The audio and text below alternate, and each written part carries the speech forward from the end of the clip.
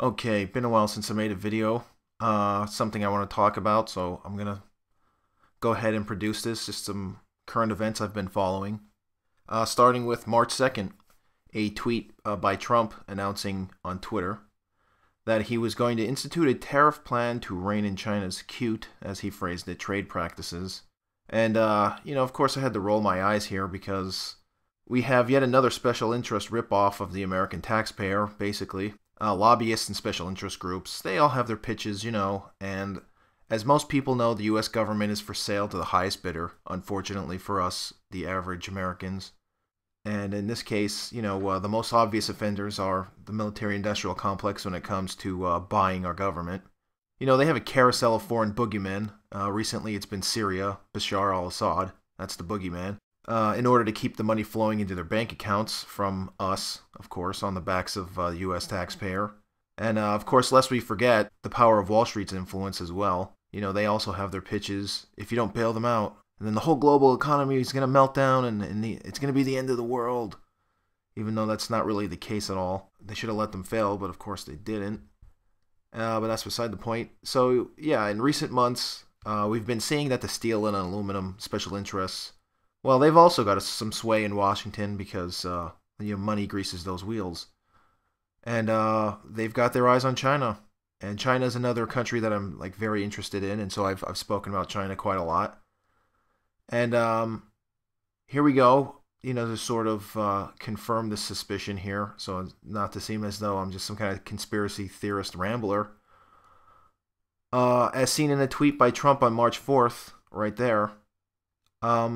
So one of Trump's arguments for explaining away these tariffs is that we have to do it for national security reasons. When it's a matter of national security, you can justify pretty much anything because we can't let the terrorists win. I mean, it's the same old neocon kind of playbook. So yeah, you can justify any action, any expenditure of money any way you want. Money for kids for college? No, can't do it. Sorry. Where will we get the money? But as soon as there's some kind of foreign military entanglement, which Israel is also involved in at this time, or Saudi Arabia, it's always one or the other. I mean, they've got us by one's got us by each testicle.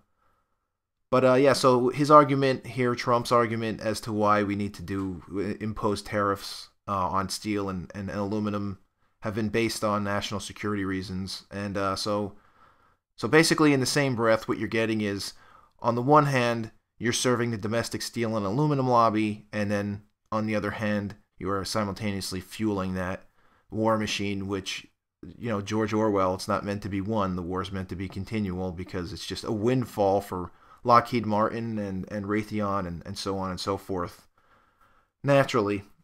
But the thing about these tariffs is that they also serve a third purpose, and this is sort of what I want to touch upon, and that is that they also function as a billboard against disobedience. To make an example of we will punish other trade partner countries if they don't fall in line. So this is being done so that everybody knows in the world, China's the bad guy. We can make you the boogeyman, we can make you look like crap, and we can basically bend you to our economic whim, and so we have to punish them. And yet what we're actually doing is putting a tax on average American people. Because, and I'll explain a little bit what I mean by that.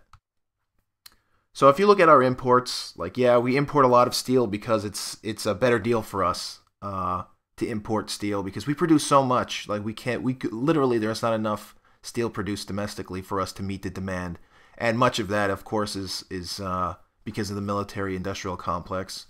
There are some other reasons too.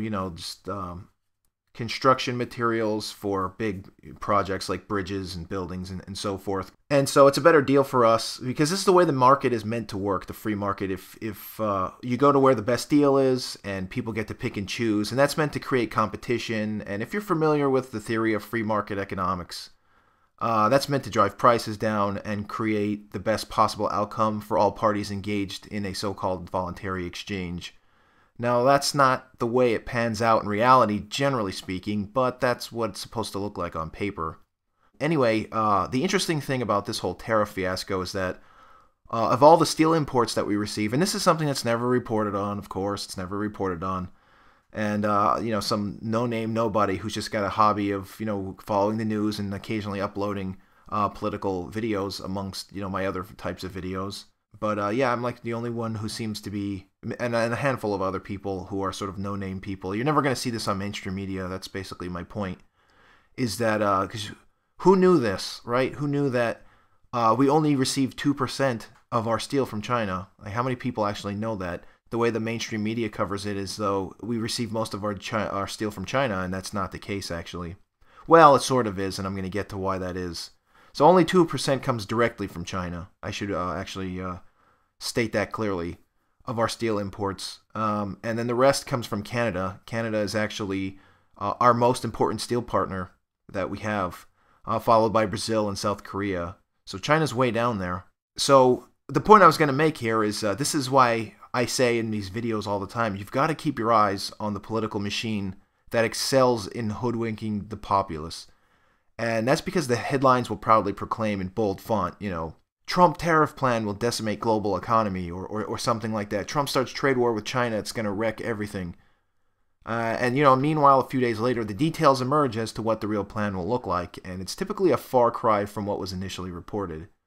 So, to get to the nitty-gritty and the dirty details here, let's talk about the imposition of these tariffs. So, libertarians will tell you that they're a bad idea, of course. Libertarians, they want the free market to reign, especially anarcho-capitalists in particular.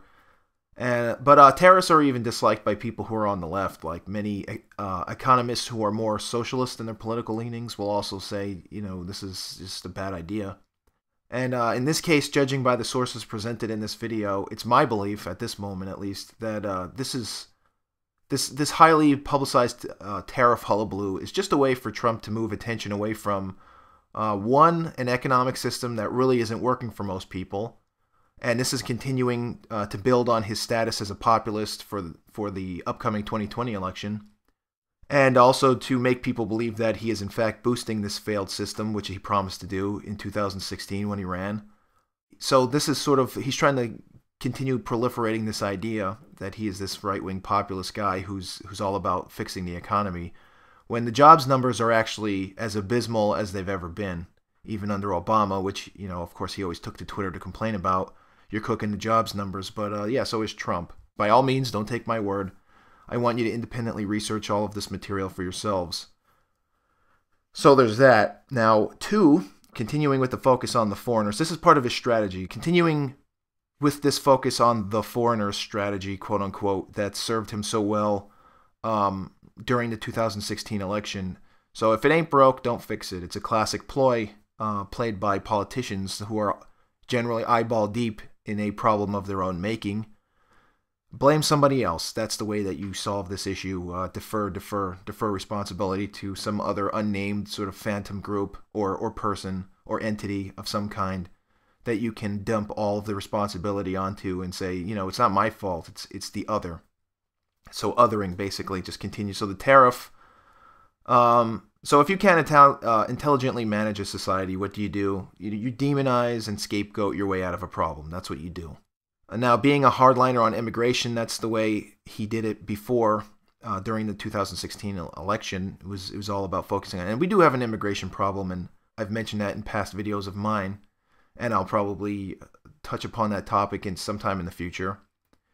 And so, because he was the only one saying anything, because people on the left sort of just pretend like everything's fine concerning immigration when it isn't, the only one who's saying anything, even though it's wrong, is going to be the person who garners all of the attention and all of the support behind him, because people know that there's a problem with our immigration system. But that's another story. So continuing on with the demonization of the other and the whole his immigration or anti-immigration strategy comes imposing trade tariffs, because these are both things out of the same playbook, in that neither measure fundamentally changes the dynamic of our economy, but it's significantly easier to bluster and crank knobs behind a curtain, basically screaming, I am smiting the foreign devils. This is essentially what that is. It's a lot easier to do that than to rein in Wall Street, bust up Amazon, eliminate corporate money in politics, etc.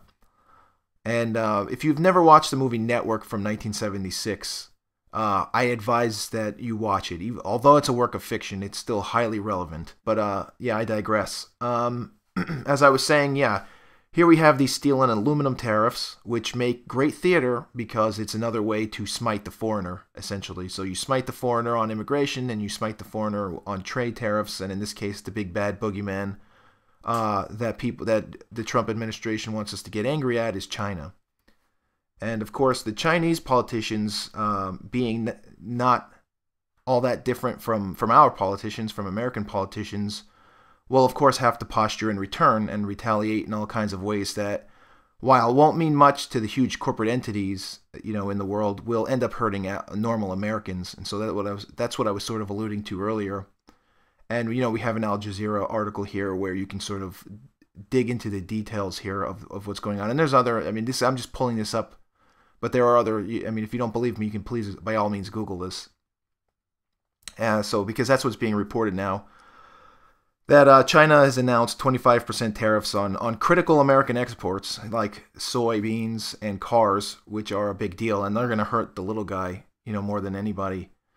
Because, well, I'll get to that in a second. So at the end of the day, tariffs don't really work very well, and that seems to be by design, all to play into this political theater, as I've been saying, because it's very easy to evade them. For example, if we put a tariff on steel from China, and this is what I was alluding to earlier as well, so to sort of tie up all these loose ends, the Chinese end up cutting a deal with the Canadians, right? And where did I say we get all of our steel from? Canada. And where does Canada get all their steel from? Well, they're not producing it domestically either. So, or we get our steel from Mexico, and they're not producing all the steel domestically either, but China is. And so China just ships all their stuff to Mexico or Canada or South Korea, and then we import it from them. They resell it here in the U.S., and it comes in on the same boat. It comes in on the same boat, except instead of coming to some California dockyard, it shows up in Mexico, and then it gets reshipped again. But on then maybe they'll switch it from another boat with a different flag on it. It's all theater. There are the business elites. They know how to rig this game, and whatever's going on here, this is all basically smoke and mirrors. So, and on that note, why do you think Trump has been dragging his feet on dissolving NAFTA? Now, this is something he ran on.